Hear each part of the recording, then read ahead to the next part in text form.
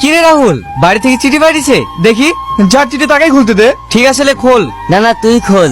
কিরে তাকিয়ে আসিস যে, বলে শোনা। আমার বিয়েতে তুই আসবি না তাই কখনো হয়? তুই যদি না আসিস আমি বিয়েতেই বসবো না। 7 তারিখে বিয়ে, তুই কিন্তু তার আগেই চলে আসবি। তোকে নিয়ে আমি শপিং করতে যাব। ইতি রিনা, হেই তোর বোনের বিয়ে। হ্যাঁ তুই কিন্তু আমার বোনের বিয়েতে অবশ্যই যাবি। আমি আবার না তোকে যেতেই হবে। ঠিক আছে। রাহুল দা, আপনার সাথে ওটা কে? এটা আমার বন্ধু। আপনার বন্ধু কথা বলি না, আমাদের কাছে রেখে যান, আমরা কথা শিখিয়ে দেবো। এই তোরা থাম তো। কিরে এদের সঙ্গে তুই কথা বলিস নি? না, চেনা নাই, কি কথা বলবো? কিরে রাহুল, ওই ছেলেটা সকাল থেকে কিচ্ছু খায়নি, দুটো কিছু খাইয়ে নে গা। রাহুল, বরার সময় তো প্রায় হয়ে এলো। রান্না বান্না কতদূর হলো দেখ। আমি যেদিকে না যাবো সেটাই হবে না। দাদু বাবু, দাদু বাবু, কি রে রানা, কি হয়েছে? বিয়ের গাড়ি আসার সময়।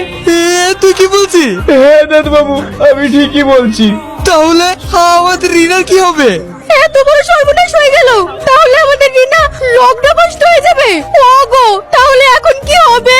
জানি না, আমি তো কিছু বুঝতে পারছি না। ঠাকুর মশাই, এখন এর উপায়? উপায় একটা আছে। কি উপায় ঠাকুর মশাই? এই লগ্ন থাকতে থাকতে ওকে যদি কেউ বিয়ে করে তাহলে আর লগ্ন ভ্রষ্ট হবে না। এখন ছেলে আমি কোথায় পাবো? কে আমার মেয়েকে বিয়ে করবে? দাদা, দেখলি তো আমার ভাগ্যটা, তীরে এসে আমার ভালোবাসা তো এটা কেমন ডুবে গেল। কাঁদিস না রাহুল, তোদের যদি কোনো আপত্তি না থাকে তাহলে রিনাকে আমি বিয়ে করব। এতে আবার আপত্তি কিসের? এ তোমার চরম পাওয়া। বাবা, তুমি যে আমাদের কত বড় বোঝাটা হালকা করলে। মাসিমা, কিন্তু একটা কথা, আমি রিনাকে বিয়ে করে এই মুহূর্তে বাড়ি নিয়ে যেতে পারবো না, কারণ আমি বাবাকে কিছুই জানাইনি। আমি বাড়ি গিয়ে বাবাকে জানাবো, তারপরে রিনাকে নিয়ে যাব।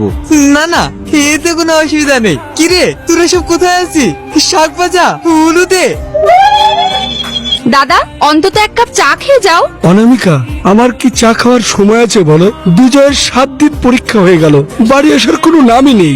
এতগুলো ফ্যাক্টরির কাজ আমার একার পক্ষে দেখাশোনা করা কি সম্ভব বলো? দাদা, তুমি এত উত্তেজিত হইও না, ওর পরীক্ষা শেষ হয়ে গেছে তো, তাই হয়তো বন্ধুদের সাথে একটু বেড়াতে গিয়েছে। আমার তো বয়স হয়েছে, আমার অবর্তমানে এই সমস্ত ফ্যাক্টরির দায়িত্ব তো ওকে নিতে হবে। পিসিমা, ড্যাড। কিরে, কিছু না জানিয়েই চলে আসলি যে? ফ্রেশ হয়ে খেয়ে নে, আমি অফিস থেকে আসছি।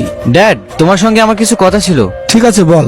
ড্যাড, আমি একটা অন্যায় করে ফেলেছি, কিন্তু বিশ্বাস করো এতে আমার কিছু করার ছিল না। ঠিক আছে বল। আমি বিয়ে করে ফেলেছি।